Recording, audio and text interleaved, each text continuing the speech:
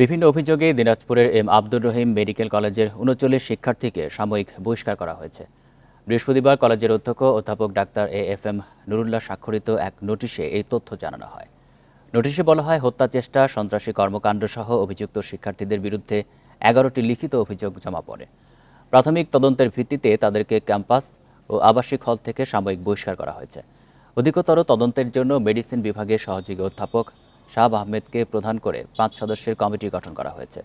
ওই কমিটি ৭ কর্মদিবসের মধ্যে প্রতিবেদন জমা দিলে চূড়ান্ত সিদ্ধান্ত নেওয়া হবে।